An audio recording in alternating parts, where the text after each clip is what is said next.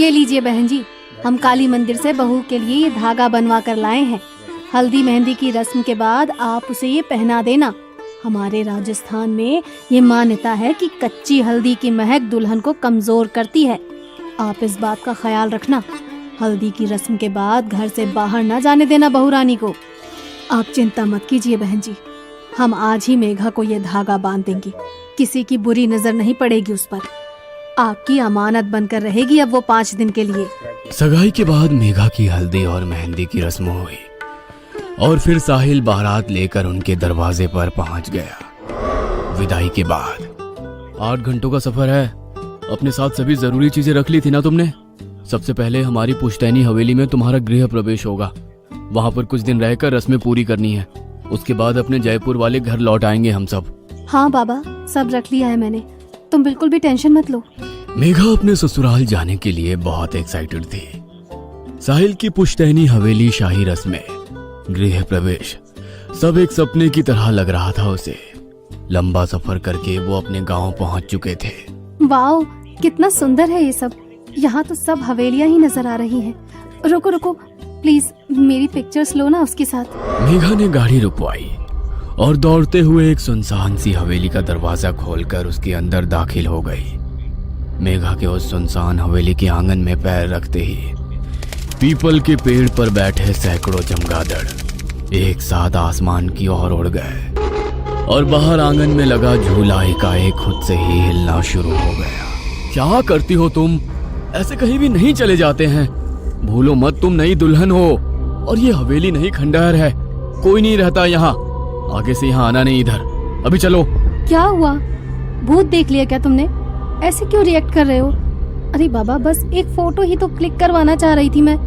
Please लो ना। मेघा को जिद पर अड़ा देखकर साहिल कैमरे से उसकी एक फोटो क्लिक कर देता है और उसे लेकर गाड़ी में बैठ जाता है और गाड़ी उसकी हवेली की ओर चल पड़ती है। राशि, जल्दी से फूलों के थाल, आरती और कलश लेकर आओ, बहू रानी आ गई हैं।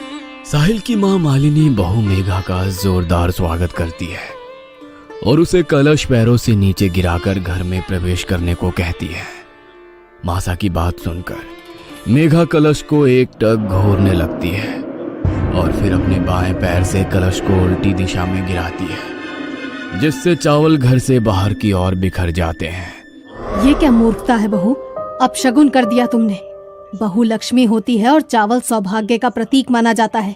इसीलिए कलश को दाएं पैर से अंदर की ओर गिराते हैं ताकि लक्ष्मी घर में सौभाग्य लेकर प्रवेश करे।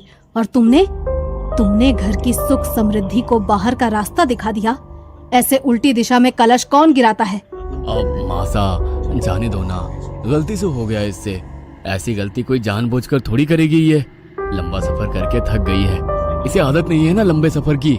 साहिल के बचाव करने पर मासा चुप हो गई थी, लेकिन साहिल के साथ कमरे में अंदर जाते समय मेघा का मालिनी को देखकर मुस्कुराना उसे बहुत अखर गया था। जिस तरह से मुझे टेढ़ी नजरों से देखते हुए ये लड़की मुस्कुराते हुए अपने कमरे में गई है, इसे देखकर साफ पता चलता है इसने वो कलश गलती से नहीं बल्कि जानबूझकर ऐसे गिराया है।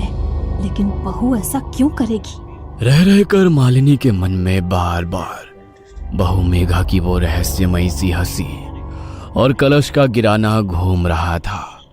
अगले दिन सुबह, साहिल, तुम जाकर पंडित जी को लेकर आओ, कुछ रस्में करानी है और बहू को कहना जल्दी से तैयार हो जाए। साहिल मेघा को तैयार होने के लिए कहकर पंडित जी को बुलाने चला जाता है। अरे मैंने साहिल से कहा था कि बहू को जल्दी तैयार होने को कहो, और यहाँ 2 घंटे बीतने जा रहे हैं लेकिन बहू अभी तक कमरे से बाहर नहीं आई। मालिनी बहू के कमरे के दरवाजे पर पहुंचकर ठिठक जाती है। अंदर से मेघा के खिलखिलाने की आवाज सुनाई दे रही थी। देखो, कोई आ जाएगा, अभी तुम जाओ। यहाँ हर समय कोई ना कोई मुझ पर नजर रखे रखता है। वैसे भी वो बुढ़िया बहुत घूरती है मुझे। ये साहिल तो घर से बाहर गया हुआ है, बहू बात किसके साथ कर रही है? मालिनी को कुछ समझ में नहीं आ रहा था। बिना कुछ सोचे वो दरवाजा खोलकर कमरे के अंदर दाखिल हो जाती है। अंदर कमरे में कोई नजर नहीं आ रहा था। पूरा कमरा खाली पड़ा हुआ था। अभी तो मुझे बातें करने की आवाज आ रही थी, इतनी जल्दी कहाँ गायब हो गई?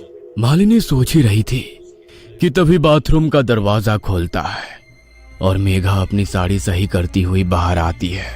अच्छा, तो अब ये दिखाने की कोशिश कर रही है कि ये बाथरूम में थी, लेकिन शायद उसे पता नहीं मैंने सब सुन लिया है। इससे सीधे सीधे पूछने का मतलब है ये साफ मना कर देगी। मुझे इस पर नजर रखनी होगी। मालिनी को बहू मेघा पर शक हो गया था और अब वो सारी बातें खुलकर जानना चाहती थी।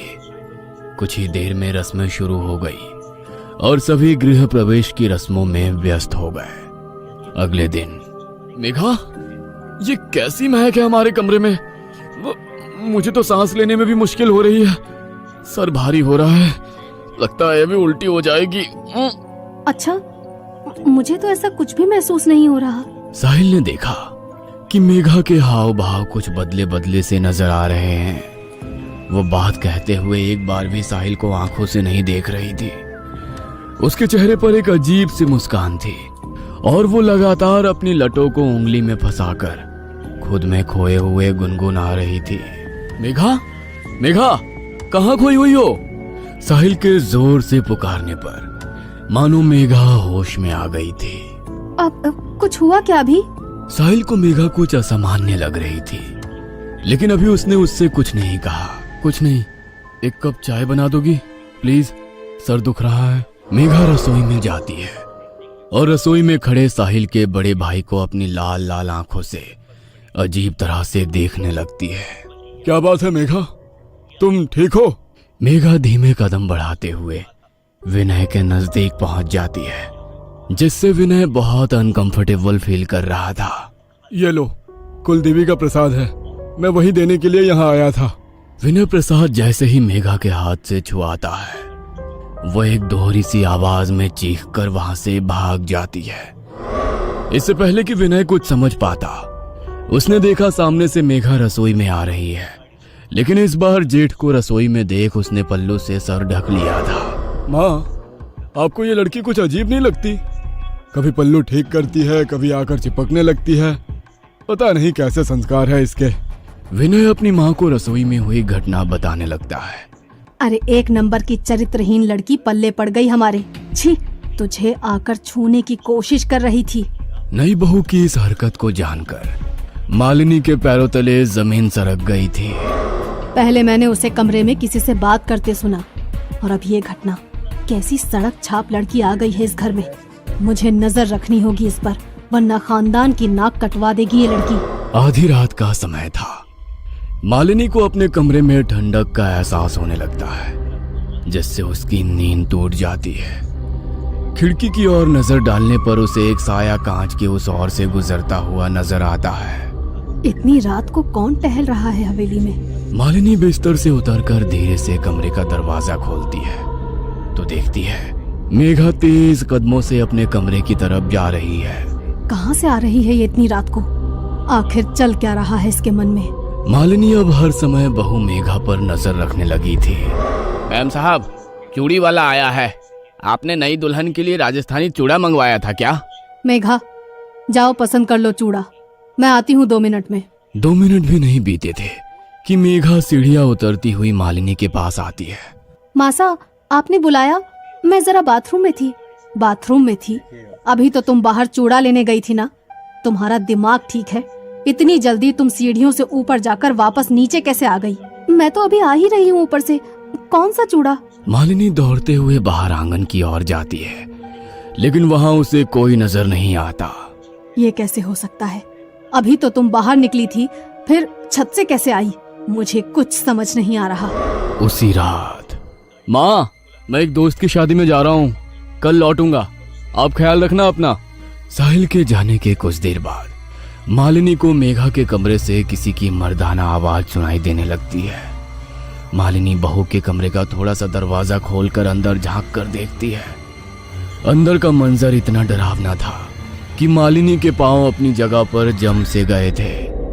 अंदर कमरे में सिर्फ मेघा थी और वो आराम कुर्सी पर दोनों पांव ऊपर करके सिमट कर बैठी हुई थी। कुर्सी लगातार जोर जोर से हिल रही थी। मेघा के मुंह से एक भयानक सा स्वर सुनाई दे रहा था, जैसे औरत और आदमी की आवाज एक साथ सुनाई दे रही हो। मेघा लगातार हंसती जा रही थी और टूटी फूटी उखड़ती सी बोली में अस्पष्ट